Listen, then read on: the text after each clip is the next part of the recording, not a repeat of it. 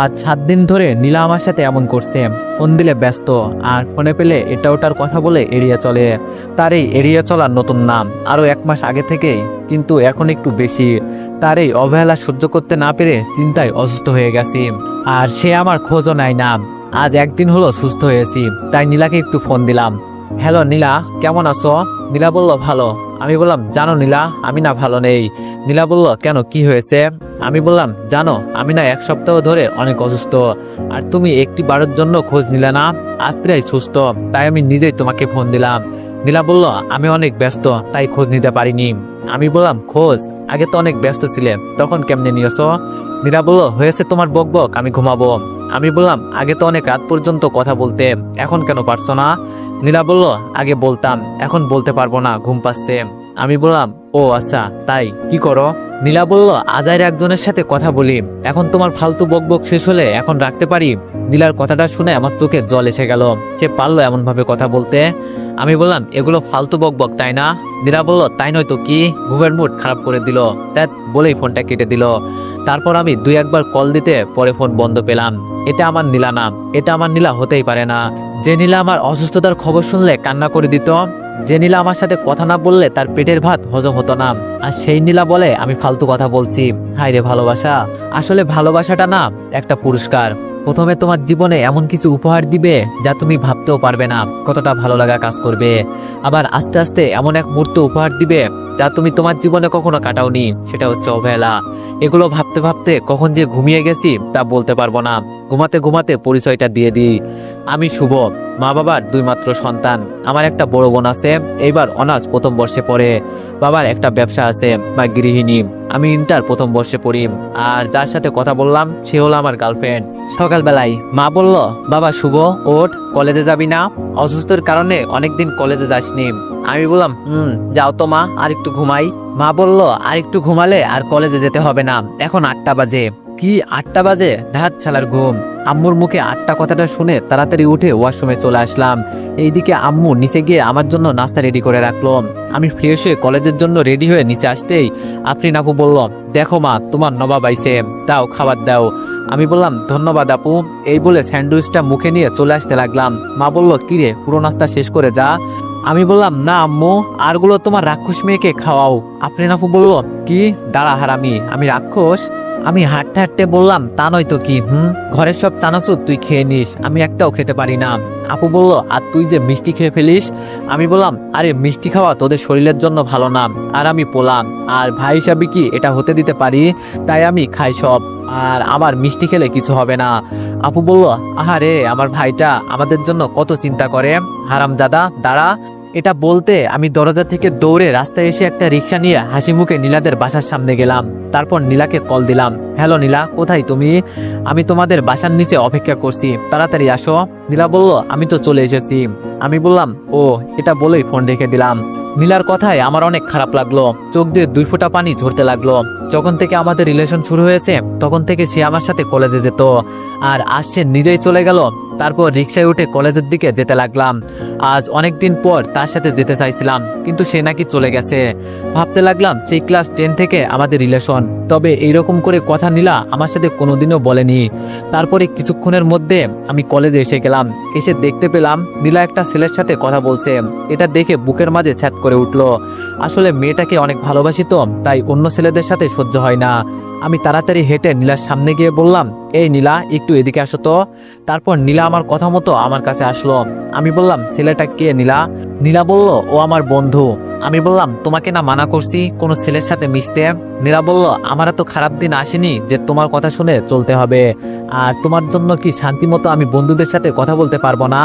আমি বললাম আমি তো বন্ধুদের সাথে কথা বলতে মানা করছি না, আমি ছেলে বন্ধুদের থেকে দূরে থাকতে বলছি, তাদের সাথে কথা বলতে মানা করছি। আমি তোমার বিএফ হই, এটা আমি সহ্য করতে পারবো না। নীলা বলল তো সহ্য করতে না পারলে নাই, তুমি আমার বিএফ আর অন্য কিছু তো না, আর বিএফ এর মতো থাকো, বুঝলে? আমি বললাম তুমি তো আমাকে কোনো মেয়ের সাথে কথা বলতে মানা করলে আমি কথা বলি না, তাহলে তুমি কেন বলো? নীলা বলল তুমি হচ্ছ ছেলে, তোমার কথা বলা যায় না। আমি বললাম ও তাই, আমার কথা বলা যায় না আর তুমি বললে ঠিক, নীলা বলল, আর যাও তো, ক্লাসে যাও, এখানে বকবক করিও না। এই বলে নীলা যখনই চলে যেতে চাইলো আমি তার হাত ধরে ফেললাম। আমার হাত ধরাতে নীলা পিছন ফিরে আমাকে ঠাস করে একটা থাপ্পড় দিয়ে বলল, এই তোর সাহস কি করে হয় আমার হাত ধরার? আমি গালে হাত দিয়ে ছলছল চোখে নীলার দিকে তাকিয়ে থাকলাম। আমি বললাম, আমি তোমার বয়ফ্রেন্ড, তাই হাত ধরতে পারি না?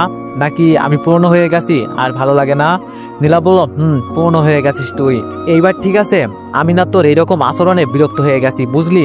আমি জাস্ট মুক্তি চাই। এই বলে নীলা চলে গেল। আমি সেখানেই দাঁড়িয়ে আছি, আর দু চোখ দিয়ে পানির বন্যা বয়ে যাচ্ছে। আমি নাকি তার বিরক্তির কারণ। তখনই, কি রে শুভ, তোর কি হয়েছে? এখানে দাঁড়িয়ে কান্না করছিস কেন?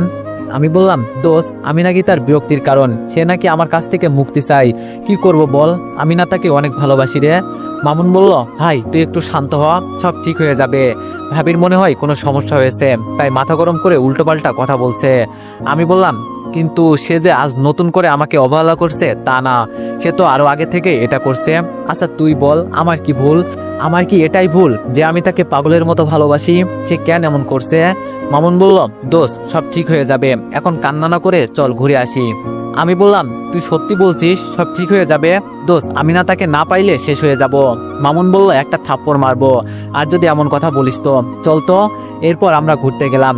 এইদিকে নীলার বান্ধবী মনি বলল, দোস্ত, তুই শুভর সাথে এমন করিস কেন? ও তো তোকে ভালোবাসে। নীলা বলল, ভালোবাসা না চাই, শুধু কল দিবে, খোঁজ খবর নিবে আর বিরক্ত করবে। এটা করো না, এটা করো, জাস্ট আমি বিরক্ত। মনি বলল, এখন বুঝতে পারছিস না রে বোন, এগুলো হচ্ছে আসল ভালোবাসা। নীলা বলল, হ্যাঁ, তোর কাছে আসলাম ভালোভাবে সময় কাটাতে, কিন্তু তুই মুড অফ করে দিলি। আমি গেলাম। এই বলে নীলা চলে গেল।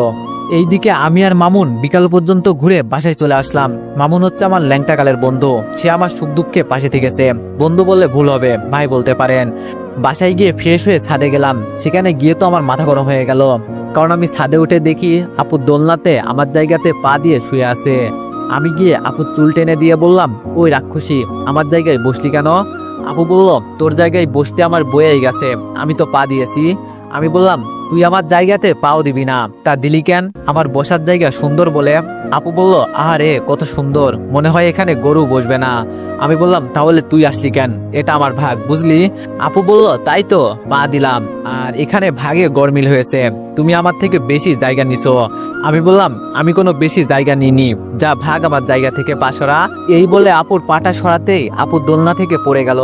আপু বলল, ও মা গো, আমার কোমরটা গেল রে। শয়তান, তোর কখনো বিয়ে হবে না, আর হলে জানো তোকে সারাদিন মারে। আমি বললাম, যা যা, শকুনের দোয়ায় কখনো গরু মরে না। আপু বলল, কি আমি শকুন? দাঁড়া কুত্তা বিলাই হনুমান, আমাকে শকুন বলা? এই বলে আমার মাথার চুল ধরে টানতে লাগলো।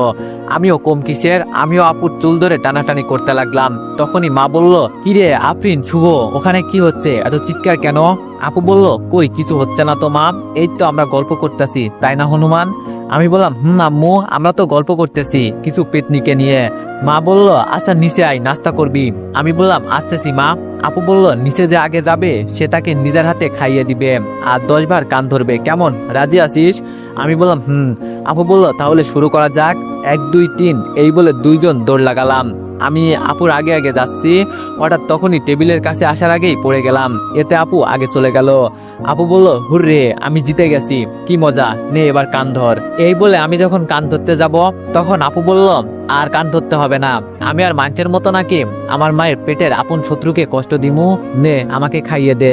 আমি বললাম, থ্যাংক ইউ আমার রাক্ষসী বোন। আপু বলল, ওই অপমান করলি নাকি ধন্যবাদ দিলি? আমি বললাম, তুই যেটা মনে করিস, এখন হা কর, তোকে খাইয়ে দি। তারপর আপুকে খাইয়ে দিলাম, আমিও খেয়ে নিলাম। আসলে বিকালের নাস্তা আপু আমার হাত থেকে খাবে, সেটা যে করেই হোক, না হলে খাবে না, তাই আমি ইচ্ছা করে হেরে গেলাম। নাস্তা করে বাংলাদেশের খেলা দেখতে বসলাম। আসলে আমরা ভাই বোন খেলা পাগল। খেলা দেখে হতাশ হয়ে সন্ধ্যায় রুমে গিয়ে বসলাম। এতবার মনকে বুঝাই আর খেলা দেখবো না, তাও মন মানে না।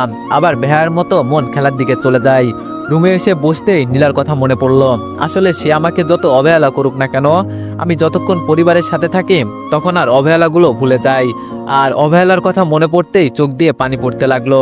কি করব, তাকে যে অনেক ভালোবাসি, তাই দেরি না করে নীলাকে কল দিলাম। কিন্তু ব্যস্ত বলে। এইভাবে 3-4 বার কল দিতে ব্যস্ত দেখাই, তাই মন খারাপ করে ফোন রেখে তাকিয়ে থাকলাম, কিন্তু সে আর কল দেয়নি। তারপর পড়তে বসলাম। পড়া শেষ করে রাতে খাবার খেয়ে রুমে আসতেই মামুন কল দিল। মামুন বলল, দোস্ত কি অবস্থা তোর? আমি বললাম আলহামদুলিল্লাহ ভালো, তোর? মামুন বলল, ভালো। ভাবির কি খবর, সব ঠিক হয়েছে? আমি বললাম মিথ্যা বললাম। মামুন বলল, দোস্ত তাহলে ঘুমা, আমার উনি কল দিচ্ছে। আমি বললাম কথা বল বাই। এইভাবে যতই দিন যাচ্ছে নীলার অবহেলাগুলো আরো বেশি বাড়ছে। ফোন দিলে ব্যস্ত, ফোন ধরলে কাজের বাহানা দিয়ে রেখে দেয়, কলেজে কথা বলতে গেলে এটা ওটা বলে চলে যায়। আমি জাস্ট পাগল হয়ে যাব মনে হয়। তার এই অবহেলা সহ্য করার ক্ষমতা আল্লাহ আমাকে দিয়েছে। ওই যে তাকে প্রচুর ভালোবাসি, দিনে তো এটা ওটার ভিতরে ব্যস্ত থাকি, তাই কিছু হয় না, কিন্তু রাত হলে আমার মনে অন্ধকার নেমে আসে, যেই অন্ধকারের কষ্টে নিজের ভিতরটা কুড়ে কুড়ে খাই। ভালোবাসার কথা আমি বলিনি, সেই আমাকে ভালোবাসতে বাধ্য করেছে। যদি এমন ভালোবাসা বাসবে তাহলে আমার পিছনে কেন পড়েছিল? আজ রাতে শুয়ে শুয়ে মোবাইল টিপতেছি, তখন মামুন কল দিল। আমি বললাম, হ্যালো কেমন আছিস? মামুন বলল, ভালো দোস্ত, তোরে একটা কথা বলতাম, রাগ করিস না। আমি বললাম, আরে আমি রাগ কেন করবো বল। মামুন বলল, আজ বিকালে দেখলাম পার্কে একটা ছেলের সাথে নীলাকে, তোর মোবাইলে একটা ছবি পাঠাচ্ছি দেখ। আমি বললাম, আরে হয়তো তার কাজিন হবে, যাক আমি দেখতাছি, পরে কথা হবে। তারপর আমার হোয়াটসঅ্যাপে একটা ছবি আসলো, দেখলাম ছেলেটা আমাদের কলেজের, আমাদের সিনিয়র। তারপর মামুনের সাথে কথা বলে ফোন রাখতে নীলাকে কল দিতে ব্যস্ত বলছে। কিছুক্ষণ কল দেওয়ার পর নীলা কল রিসিভ করলো। নীলা বলল, হ্যালো কেন কল দিয়েছো? আমি বললাম, কেন কল দিতে পারি না? নীলা বলল, পারো, কি বলবে তাড়াতাড়ি বলো। আমি বললাম, আজ বিকালে কোথায় ছিলে? নীলা বলল, কে কে কেন, বাড়িতে ছিলাম। আমি বললাম, মিথ্যা কেন বলতেছো? বিকালে তুমি পার্কে কার সাথে ঘুরছিলে? নীলা বলল, ও সে তো আমার বন্ধু। আমি বললাম, এই তোকে কতবার মানা করব কোনো ছেলের সাথে কথা না বলতে, তাও কেন কথা বললি? নীলা বলল, শুভ আমার কথাটা একবার শোনো। আমি বললাম, রাখ তোর কথা, এই বলে ফোন কেটে দিলাম। এখন ভাবতে লাগলাম, মেয়েটাকে একটু বেশি বকা দিয়ে ফেললাম, অনেক কষ্ট পেয়েছে মনে হয়। দেখি তো আমার সব সময় রাগ ভাঙাই, তাইও কল দিলে সরি বলে নিমনি। এইবার আমি তার ফোনের অপেক্ষা করতে লাগলাম। আমি ফোনের দিকে তাকিয়ে থাকতে থাকতে রাতের 1টা বেজে গেল। আমি অবাক হয়ে গেলাম, যেই নীলা আমি রাগ করলে সাথে সাথে কল দিয়ে রাগ ভাঙাতো, আর সে একবারও কল দিল না। আমি এসব ভাবতে ভাবতে ঘুমিয়ে গেলাম। সকালবেলা ঘুম থেকে উঠে ফ্রেশ হয়ে নাস্তা করে নীলাকে কল দিলাম, তুমি কোথায়? আমি তোমার বাসার সামনে আসতেছি। নীলা বলল, না শুভ, আশা লাগবে না, একসাথে এখন যাওয়া যায় না, আমরা এখন বড় হয়েছি, তাই তুমি কলেজে চলে যাও। আমি বললাম, ও আগে বড় ছিল না তাই তো? নীলা বলল, একটু বোঝার চেষ্টা। আমি আর কথা না শুনে ফোন কেটে দিলাম। সে আমাকে বলেছিল আমি তাকে প্রতিদিন কলেজে নিয়ে যাব, বাড়িতে দিয়ে আসবো, আর আজ সে নিজেই বলছে না নিয়ে যাওয়ার জন্য। আসলে মানুষের কাছে শুনতাম ভালোবাসা পুরনো হয়ে যায়, আর সেটা বুঝতে পারলাম। কলেজে গিয়ে বসে থাকলাম, উদ্দেশ্য নীলার সাথে কথা বলবো। কিছুক্ষণ পর দেখলাম কাল যে ছেলেটার সাথে ঘোরাঘুরি করেছে, আজ সেই ছেলেটার সাথে রিক্সা করে আসছে কলেজে। রিক্সা থেকে নেমে দুইজন কথা বলতে বলতে আমার পাশ দিয়ে চলে গেল, অথচ নীলা আমাকে দেখতেই পাইনি। অনেক কষ্ট লাগলো, আমার বুকটা ভারী হয়ে আসতেছে, চোখে পানি টলমল করতেছে। তার এইভাবে এড়িয়ে চলা আবার শুরু করে দিল তার অবহেলা। দোষ তো আর তার না, দোষ তো আমার, কারণ আমি শত অবহেলার পরেও তার পাশে থাকি। কি করব, মায়া একটা বড় অদ্ভুত জিনিস, চাইলেই ছেড়ে যাওয়া যায় না। মামুন বলল, কিরে ভাই এখানে মন মরা হয়ে বসে আছিস কেন? আমি বললাম, কিছু না এমনি। মামুন বলল, আচ্ছা ক্লাসে চল। আমি বললাম, আমার ক্লাস করতে ইচ্ছা করছে না, তুই দাঁড়া আমি আসছি। এরপর সেইখান থেকে উঠে নীলার কাছে গেলাম। নীলা বলল, তুমি এখানে কেন? আমি বললাম, দেখতে এলাম তোমাদের প্রেম কাহিনী। নীলা বলল, আমাদের প্রেম কাহিনী মানে? আমি বললাম, একসাথে কলেজে আসতে বললাম, ছোট বড় অজুহাত দিলাম, আর তুমি অন্য ছেলের সাথে কলেজে আসলা। নীলা বলল, অন্য ছেলের সাথে কোথায়, সে তো আমার বন্ধু। আমি একটু হেসে বললাম, তাহলে ওর সাথে আসলে লোকে কিছু বলবে না, আর আমার সাথে আসলে লোকে অনেক কিছু বলবে, তাই না?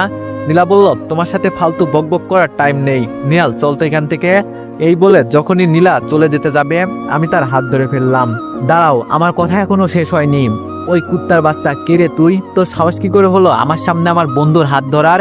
এত কথা কেন বলছিস নীলাম? ওই শালাকে একটা লাগিয়ে দে না, ওর কত বড় সাহস তোর হাত ধরে? তুই না পারলে আমাকে বল, একেবারে সাইজ করে দিমু। ছেলেটার কথা শুনে আমার মাথা গরম হয়ে গেল, আর নীলা ছেলেটার কথা শুনে কিছু বলছে না, তাই রাগ কন্ট্রোল করতে না পেরে, শালা তোর জন্য সব হয়েছে, তোর জন্য। আমার নীলা, আমি হাত ধরবো নাকি ধরবো না সেটা আমার ব্যাপার, এতে তোর নাক গলাতে হবে কেন? এই বলে তার কলার ধরে তাকে একটা নাক বরাবর ঘুষি দিতে তার নাক পেটে রক্ত পড়ছে। আমার এই দিকে কোনো খেয়াল নেই, আমি ছেলেটাকে কিল ঘুষি দিতে লাগলাম, আমাকে গালি দেওয়া, আমাকে নাকি মারবে, এই শালা মার মার না আমাকে। আর তখনই নীলা আমার হাত ধরে নিল। আমি বললাম, নীলা হাত ছাড়। এটা বলতে নীলার দিকে তাকাতেই নীলা আমাকে কষে একটা থাপ্পড় দিল। আমি তো এইসব দেখে অবাক, একটা ছেলের জন্য নীলা আমাকে এইভাবে সবার সামনে মারতে পারলো। নীলা বলল, শালা ছোট লোকের বাচ্চা, তোর সাহস কি করে হয় আমার সামনে আমার বন্ধুকে মারার? আসলে তোর মতো ছেলেকে আমি ভালোবাসতাম, সেটা আমার ভুল। নীলাল ঠিক বলতো, তুই একটা খারাপ ছেলে। আমি বললাম, আমি না হয় খারাপ, কিন্তু ওর সাহস কি করে হয় আমার মাকে নিয়ে গালি দেওয়া? তুমি বাবা আমার হয়ে কথা না বলে তার হয়ে কথা বলতেছো। নীলা বলল, তা করবো না তো কি করব? আমি দাস অতিষ্ঠ হয়ে গেছি তোর কাজকর্মে। তুই শুধু তোর কথাই ভাবিস, আমার কথা একটা বড় ভাবিস না। সারাদিন এটা করো এটা করিও না, এদের সাথে মিশতে পারবে না, ব্যাস আর না। আমি তোর থেকে মুক্তি চাই, ব্রেকআপ চাই। আমি তোর মতো ছোট লোককে ভালোবাসি না। আমি নীলার এমন কথা শুনে আমার চোখ দিয়ে পানি পড়তেছে। আমি নীলার হাত ধরে বললাম, নীলা তুমি এমন করো না, আমি তোমাকে সত্যি ভালোবাসি, প্লিজ আমাকে ছেড়ে যেও না। আমি নীলার হাত ধরতে সে আমাকে আবার থাপ্পড় মারলো। নীলা বলল, ওই কুত্তা, তোর সাহস কি করে হলো আমার হাত ধরার? তোকে বলছি না তোর আর আমার মধ্যে কোনো সম্পর্ক নেই? তোর যদি লজ্জা শরম থাকে তাহলে আমার সামনে আসবি না। আমি নীলার কথাগুলো শুনে কি বলবো, আমার মুখ দিয়ে কোনো কথা বেরোচ্ছে না, অনবরত চোখের পানি আসছে। আমি তার অপমান আর সহ্য করতে পারছি না, তাই সেখান থেকে চলে আসলাম। আমি এসে আম গাছ তলে বসে কান্না করতে লাগলাম। তখনই মামুন এসে বলল, দোস্ত কান্না করিস না, এই মেয়ে গেছে তো কি হয়েছে, এর চেয়ে ভালো মেয়েকে তোর সাথে বিয়ে দিব। আমি মামুনকে জড়িয়ে ধরে কান্না করতে লাগলাম। দোস্ত কাউকে ভালোবেসে কেয়ার নেওয়া কি অপরাধ? কারো ভালো মন্দ সঠিক কোনটা ভুল কোনটা দেখিয়ে দেওয়া কি আমার ভুল? আমি তো তাকে ভালোবেসেছি আর ভালোবেসে এইসব করেছি। আচ্ছা তাকে কি ভালোবাসা আমার ভুল? আমি তো বাঁচতে চাইনি, সে আমাকে জোর করে ভালোবাসা শিখিয়েছে। মামুন বলল, ভুল তোর না রে, ভুল হচ্ছে তুই যাকে ভালোবেসেছিস সেই মানুষটার, যেই মানুষটা তোর ভালোবাসা বুঝতে পারিনি। আমি বললাম, ভাই সে আমাকে এখন পছন্দ করে না ঠিক আছে, কিন্তু আমাকে গালি দিল। দোস্ত এটা থেকে শিক্ষা নিয়েছি, কাউকে বেশি মূল্য দিলে বস্তাতে ভরে সস্তা মনে করে ফেলে দিবে। জানিস নীলা যখন থেকে আমাকে অবহেলা করতে শুরু করছে না, তখন থেকে আমার তার প্রতি ভালোবাসা কমে যেতে লাগলো। তারপরও তাকে ভুলতে পারি না, তাকে ছেড়ে থাকতে পারি না। মামুন বলল, দোস্ত যা হয়েছে সব একটা কালো স্বপ্ন ভেবে ভুলে যা, তাও কান্না করিস না, তোর কান্না আমার সহ্য হয় না। আমি বললাম, কি করে ভুলবো রে দোস্ত, এতদিনের মায়া। মামুন বলল, আর কান্না করিস না, বলছি মানে কান্না করিস না, তা নাহলে আমি তোর সাথে কথা বলবো না। আমি বললাম, আচ্ছা ভাই আর কান্না করুম না, এই দেখ আর পানি পড়ছে না। মামুনকে এটা বললো, কিন্তু আমার মন জ্বলে পুড়ে ছারখার হয়ে যাচ্ছে। তখনই কলেজের পিয়ন এসে বলে গেল আমাকে নাকি প্রিন্সিপাল ডাকছে। তাই আমি আর মামুন গেলাম সেখানে। দেখলাম নীলা আর নেহাল, মানে সকালে যাকে মারছি সেও আছে। আমি বললাম, আসতে পারি স্যার? স্যার বলল, আসেন আসেন। তাই এখানে কি গুন্ডামি করতে আসেন নাকি পড়াশোনা করতে? বুঝতে আর বাকি রইল না, নেহাল আমার নামে নালি দিছে। স্যার বলল, নীলা মা শুভ নেহালকে কেন মারলো একটু বলবে? তারপর নীলা যেটা বলল সেটা শুনে আমার মাথায় আকাশ ভেঙে পড়লো। স্যার আমি প্রতিদিন কলেজে আসা এবং যাওয়ার সময় এই ছেলেটা টিস করে, আমি তাকে অনেক অপমান করি, কিন্তু তাও সে টিস করে। আজ আমি আমার বন্ধুর সাথে কলেজে আসছি আর ও আমাকে টিস করতে লাগলো। তখন আমার বন্ধু নিয়াল এটা সহ্য করতে না পেরে এই লুচ্চা ছেলেটাকে এইসব করতে মানা করলো। তখন এই গুন্ডা ছেলেটা নিয়ালকে পশুর মতো মারতে লাগলো। দেখেন স্যার, নিয়ালের নাক ফেটিয়ে দিয়েছে। এতক্ষণ আমি নীলার দিকে তাকিয়ে তার কথাগুলো শুনতেছি আর আমার চোখ দিয়ে পানি পড়তে লাগলো। আজ ভালোবাসার প্রতিদান হিসাবে ইফতিজারের উপাধি পেলাম। এখন আমার নিজের লজ্জা লাগছে, নিজের প্রতি রাগ হচ্ছে, কারণ আমি একটা মিথ্যাবাদী ছলনাময়ী মেয়েকে ভালোবেসেছি। আর বলল, শুভ এসব কি শুনছি আমি মাথা নিচু করে রাখলাম, কারণ এখানে আমি যতই নিজেকে নির্দোষ প্রমাণ করতে চাইবো তত আমার অপমান বেশি হবে। তাই মাথা নিচু করে রাখলাম। চিৎকার করে কখনো নিজেকে নির্দোষ প্রমাণ করা যায় না, মাঝে মাঝে চুপ থাকতে হয়। স্যার বলল, তোমার মতো ভালো ছেলের কাছ থেকে এটা আশা করিনি। তোমার আব্বু আমার বন্ধু, তাই তোমাকে কলেজ থেকে বের করলাম না, কিন্তু তুমি নীলা নেহালের কাছে ক্ষমা চাইবে। মামুন বলল, স্যার এখানে শুভর। স্যার বলল, মামুন আমি তোমার কাছ থেকে কিছু শুনতে চাই না, আমি যা বলার বলে দিয়েছি। কি হলো শুভ, যাও ক্ষমা চাও। আমি আর কোনো কিছু না বলে মাথা নিচু করে নীলা ও নেহালের কাছে গেলাম। প্রথমে নীলাকে বললাম, নীলা আপু সরি, আমার অনেক অনেক বড় ভুল হয়েছে, আমাকে ক্ষমা করে দিবেন। অনেক বড় ভুল হয়েছে, তোমার মতো মেয়েকে পাগলের মতো ভালোবেসেছি, হয়তো ভুল করে তোমাকে চেয়েছিলাম, আমি জানতাম না তুমি অনেকটা দামি। একটু আসতে বললাম, আমাকে ক্ষমা করে দিও আপু। নীলা বলল, যা যা মাফ করে দিলাম। এই বলে নীলা বের হয়ে গেল। এইবার নেহাল ভাই আমার অনেক বড় ভুল হয়েছে, আমাকে মাফ করে দিয়েন, শুধু শুধু আপনার গায়ে হাত তুললাম। নেহাল বলল, আরে সমস্যা নেই, বুকে আসো। তারপর নেহাল আমাকে জড়িয়ে ধরে কানের কাছে মুখ নিয়ে বলল, মনে আছে একদিন তুই আমাকে ইফটিজিং করার দায়ে অনেক মেরেছিস, আর আজ দেখ তোর ভালোবাসাকে তোর কাছ থেকে আলাদা করে দিলাম হিসাব বরাবর। এই বলে নেহাল চলে গেল। আমি নেহালের কথা শুনে অনেক অবাক হলাম। তাহলে এই জন্য এটা করছে? স্যার বলল, শুভ, আজকের পর যেন এরকম ঘটনা না শুনি, বুঝলে? যাও ক্লাসে যাও। আমি মাথা নাড়িয়ে চলে আসলাম। মামুন বলল, এই তুই তখন কিছু বলিসনি কেন? আমি বললাম, মামা ওখানে বলাতে কিছু হবে না, উল্টো আমার অপমান বেশি হতে হবে। জানিস মামা, একবার রাস্তায় একটা ছেলে একটা মেয়েকে টিস করার সময় আমরা গিয়ে একটা ছেলেকে দুই একটা থাপ্পড় দিয়েছিলাম না? মামুন বলল, কিন্তু এই কথা এখন কেন বলছিস? আমি বললাম, কারণ আছে মামা। কারণ হচ্ছে সেই ছেলেটা হচ্ছে এই নেহাল। সেই দিন অন্ধকারের জন্য ভালোভাবে দেখিনি তাকে, আজ সে আমাকে নিজে বলছে। মামুন বলল, তার মানে এইসব নেহালের কাজ, তাই তো? আমি বললাম, আচ্ছা আমার ভালো লাগছে না, আমি বাড়ি যাব, বাই। এই বলে মামুনকে বিদায় দিয়ে বাসায় আসতে লাগলাম। বাসায় এসে কলিং বেল দিতে বাবা দরজা খুলে দিল। বাবা বলল, আসেন আসেন আমার আদরের কুলাঙ্গার ছেলে। আমি বাবার দিকে তাকিয়ে থাকলাম, আর বাবা কি বলছে তা বোঝার চেষ্টা করলাম। আমি বললাম, বাবা তুমি এসব কি বলছো? এইবার বাবা এসে আমার গালে থাপ্পড় দিয়ে বলল, কি বলছি মানে? কলেজে গিয়ে মেয়েদের টিস করবি, আর এখন এমন ভাব করছে যেন মহারাজা কিছুই জানে না। এই তোকে কলেজে পড়াতে পাঠালাম এইসব করার জন্য নাকি?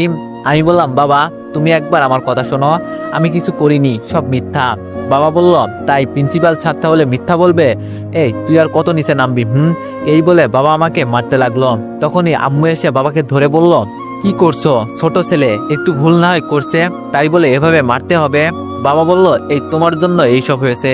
ছেলেকে আদর করতে করতে মাথায় তুলে নিয়েছো, আর এখন আমার মান সম্মান মাথায় তুলছে তোমার ছেলে।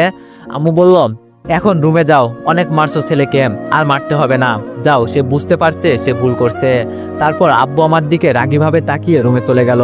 আমি আম্মুকে জড়িয়ে ধরে কান্না করে দিলাম। আমি বললাম, মা বিশ্বাস করো আমি এমনটা কিছুই করিনি, স্যারকে ওরা সব মিথ্যা বলছে। মা তুমি বলো তোমার ছেলে এইসব কাজ করতে পারে? মা বলল, আরে বোকা ছেলে, সবাই বিশ্বাস করলেও আমি করব না, কারণ আমি তোকে চিনি, আই খেতে বস। আমি বললাম, মা আমার খিদে নেই, আমি রুমে গেলাম। এই বলে রুমে চলে আসলাম। রুমে এসে খাটে শুয়ে কান্না করতে লাগলাম। তোকে অনেক ভালোবাসতাম নীলা, আজ তুই যেই অপবাদ দিলি না তার জন্য তোর ক্ষমা নেই। তোকে আমি ঘৃণা করি, আই হেট ইউ। তোর জন্য আজ আমি বাবার চোখে অপরাধী, বাবার চোখে আজ আমি একজন ইফতেজার, তাই তোকে আমি কখনোই ক্ষমা করব না। যদি জানতাম ভালোবাসার প্রতিদান হিসাবে এই অপবাদগুলো পাবো, তাহলে এই ভালোবাসা কখনোই বাঁচতাম না। এইসব বলতেছি আর কান্না করতেছি। কেন এমন করলো নীলা? আমার ভালোবাসাতে তো কোনো কমতি ছিল না, তারপরেও যদি আমাকে ভালো না লাগতো তাহলে আগে বলে দিতেন। এইরকম অপবাদ অবহেলা কেন করলে? নিজেকে এখন শেষ করে দিতে মন চাইতেছে, পারছি না, কারণ আত্মহত্যা মহাপাপ। আত্মহত্যা মহাপাপ যদি না হতো তাহলে অনেক ছেলে মেয়ে জীবিত শরীরের মৃত আত্মাকে মুক্তি দিয়ে দিত। যদি চলেই যাবে বিধ্বস্ত কাউকে স্বপ্ন দেখানোর কি প্রয়োজন ছিল? এইভাবে তার উপর নানা অভিযোগ আর আগের দিনের খুনসুটিগুলো ভাবতে ভাবতে বুকে মোচড় দিয়ে উঠতেছে। মনে হয় আমার এই প্রাণ এক্ষুনি বেরিয়ে আসবে। এইসব ভাবতে ভাবতে মাথায় প্রচুর ব্যথা করতে লাগলো। এক পর্যায়ে আমি অজ্ঞান হয়ে পড়লাম। মা বলল, শুভ দরজা খোল, ডিনার করবি না? সেই দুপুর থেকে কিছু খাসনি। এইদিকে আমার কোনো সারা শব্দ নেই। অনেকক্ষণ ডাকার পর মা ভাবলো আমি হয়তো ঘুমিয়ে গেছি। আমার চোখ খুলতে আমার পাশে মাকে দেখলাম। মা আমার মাথায় হাত বুলিয়ে দিচ্ছে আর কান্না করছে। মা বলল, বাবা তোর কি হয়েছে? তুই অসুস্থ, আমাদের বলবি না? আমি বললাম, মা আমার কিছু হয়নি, ঠিক আছি। মা বলল, কি ঠিক আছিস? আজ পুরো দিন অজ্ঞান হয়ে আসছিলি আর বলছিস ঠিক আছে, এখন সন্ধ্যা হয়ে গেছে, বুঝলি? আমি বললাম, কি বলো? আমি তো মনে করছি এখন সকাল। মা বলল, আচ্ছা তুই আমাকে একটা সত্যি কথা বলবি আমার মাথায় হাত দিয়ে? আমি বললাম, কি সত্যি কথা মা? মা বলল, কালকে কি ঘটেছিল সব আমাকে সত্যি করে বল। আমি মার কথা শুনে কান্না করে দিলাম। মা বলল, বাবা কান্না না করে আমাকে সবকিছু বল, কি হয়েছে? আমি তারপর মাকে A to Z সব বললাম। মা বলল, কি ওই মেয়ের এত বড় সাহস আমার ফুলের মতো ছেলেকে এত কষ্ট দিল? আচ্ছা বাবা তুই চিন্তা করিস না, আমি ওই সাতচন্নির থেকেও ভালো মেয়ে আমার ছেলের বউ করব, বুঝলি? এখন এই খাবারগুলো খেয়ে ঘুমিয়ে পড়। আমি বললাম, মা আমার খেতে ইচ্ছা করছে না। মা বলল, একটা থাপ্পড় দিয়ে সব ভালোবাসা বের করে দিমু। তুই যে ওর জন্য না খেয়ে আসিস, সে হয়তো দিনে 5 বার খাচ্ছে, এইবার খাবি নাকি জোর করে খাওয়ামু? আমি আম্মুর রাগ দেখে তাড়াতাড়ি হা করে নিলাম। তারপর আম্মু আমাকে খাইয়ে দিতে লাগলো। মা বলল, এই তো আমার লক্ষ্মী বাবু। আম্মু আমাকে খাইয়ে দিয়ে ওষুধ খাইয়ে ঘুমাতে বলে চলে গেল। এইদিকে নীলা তার মনে হচ্ছে সে কিছু একটা মিস করছে, কিন্তু সে বুঝতে পারছে না সে কি মিস করছে। ওষুধ খেয়ে হাজার ঘুমানোর চেষ্টা করলেও ঘুমাচ্ছে না। নীলার কথা মনে পড়ছে। আমি ভাবতে লাগলাম সে একদিন বলেছিল একমাত্র মৃত্যু ছাড়া নাকি সে আমাকে ছেড়ে যাবে না, আর আজ সে নিজেই মৃত্যু ছাড়া চলে গেল। আমার জীবন থেকে সেই কথাগুলো ভাবতে অবাক লাগে। চোখের কোণে জমে আছে একটুখানি পানি, মুছে দিতে আসবে না কেউ এ কথাও জানি। অনেক আপন ছিলে তুমি, হঠাৎ হলে পর আমার খবর নাই বা নিলে, তোমার কি খবর? এইসব ভাবতেছি তখন ফোনটা বেজে উঠল। তাকিয়ে দেখি মামুন। মামুন বলল, কিরে এখন কেমন আছিস? আমি বললাম ভালো, কিন্তু আমার অসুস্থের খবর তুই কেমনে জানলি? মামুন বলল, হালা তুই তো আমাকে বন্ধু মনে করিস না, তাই তুই কেমনে জানবি? আমি তোকে কলেজে যাওয়ার জন্য কল দিলাম, তুই ধরলি না, তাই তোর বাসায় গেলাম। দেখলাম তোর রুম থেকে কান্নার আওয়াজ আসতেছে তোর মায়ের। দৌড়ে গেলাম, দেখি তোর মা আর বোন দরজার সামনে বসে কান্না করতেছে। আন্টি কি হয়েছে, কান্না করছেন কেন? তখন তোর মা বলল, বাবা দেখো শুভ সেই কাল রাত থেকে দরজা বন্ধ করে আছে, এখন সকাল 10টা বাজে, এখনো দরজা খুলতেছে না। অনেক ডাকছি বাবা, কিছু একটা করো। তারপর আমি তোর দরজার লকটা কোনো মতে ভাঙলাম, রুমে গিয়ে দেখি তুই অজ্ঞান। তারপর ডাক্তার নিয়ে এসে তোকে স্যালাইন দিল, আর বলে গেল চিন্তার কোনো কারণ নেই, অনেক ডিপ্রেশনে ছিল, তাই মাথায় অনেক চাপ পড়েছে, তাই অজ্ঞান হয়ে গেছে। আমি ইঞ্জেকশন দিয়েছি, সন্ধ্যার মধ্যে জ্ঞান ফিরবে। তারপর আমার কিছু কাজ ঠেকাতে চলে আসলাম, আর যেতে পারিনি। আমি বললাম, ধন্যবাদ রে, তোর এই উপকার আমি কখনোই ভুলতে পারবো না। মামুন বলল, তোকে সামনে পাইলে কি যে করতাম না রে, এই সামান্য কিছুর জন্য ধন্যবাদ বলা কোনো মানে আছে শালা? আমি বললাম, তারপরও। মামুন বলল, তারপরও মানে কি, যা তোর সাথে কথাই কমু না আরি, এই বলে ফোন কেটে দিল। মামুনের এমন কাজটাই মুখে একটু হাসি ফুটে উঠল। আমার কোনো ভাই নেই, কিন্তু এই মামুন আমাকে কখনো ভাইয়ের অভাব বুঝতে দেয়নি, সবসময় আমার পাশে থেকেছে। ছোটবেলায় আমি আর মামুন কত দুষ্টামি করতাম, সেই সব মনে পড়লে অনেক হাসি পাই। একদিন রাস্তা দিয়ে হাঁটতেছিলাম, তখন দেখতে পেলাম আমাদের গ্রামের এক কাকু আমাদের দেখতে পারতো না, সে অনেক খারাপ ছিল। আমরা দেখতে পেলাম সে বদনা নিয়ে ধান খেতে যাচ্ছে অফিসের কাজ করতে। আমরা আবার দেরি না করে চুপচাপ পিছনে গিয়ে তার বদনাটা নিয়ে ধান ক্ষেতের বাইরে রেখে দিলাম। বেচারা তার অফিসের কাম শেষ করে যখন এই দিকে ওই দিকে তাকালো, তখন দেখতে পেল বদনা নাই। বেচারা শরমে না চিৎকার করতে পারছে, না উঠে গিয়ে বদনা আনতে পারছে। আমরা দুইজন তার এমন অবস্থা দেখে হাসি আটকিয়ে রাখতে পারলাম না, তাই জোরে জোরে হাসি দিয়ে ফেললাম। এই হারামজাদা, এটা তোদের কাজ তাই না? দাঁড়া একবার এখান থেকে বের হই, তারপর তোদের অবস্থা বুঝামো। এরপর আমরা সেখান থেকে হাসতে হাসতে বাসায় চলে আসলাম। বাড়িতে যাওয়ার পর অনেক মারল বাবা। হারামজাদা টাকলাওয়ালা আমার বাপকে বিচার দিয়েছে, সেই দিন মামুনকেও অনেক মারছে। এইসব মনে পড়লে অনেক হাসি পাই, মনটাই চাই আগের দিনে ফিরে যাই। এইসব ভাবতে ভাবতে কখন যে ঘুমিয়ে পড়লাম নিজেও জানি না।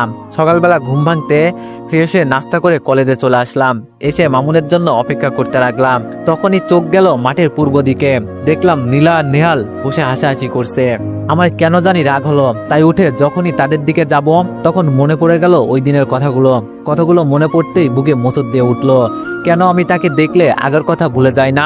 কেন না, আমাকে এই মেয়েকে ভুলতে হবে। আমি এটা বলে কলেজের পাশে একটা দোকান থেকে এক প্যাকেট সিগারেট নিয়ে কলেজের পেছনে গিয়ে খেতে লাগলাম। জীবন এক বিরক্তিকর অধ্যায়, তবুও পরবর্তী পরিস্থিতিতে তুমি আসো ভেবে পাতা উল্টাই।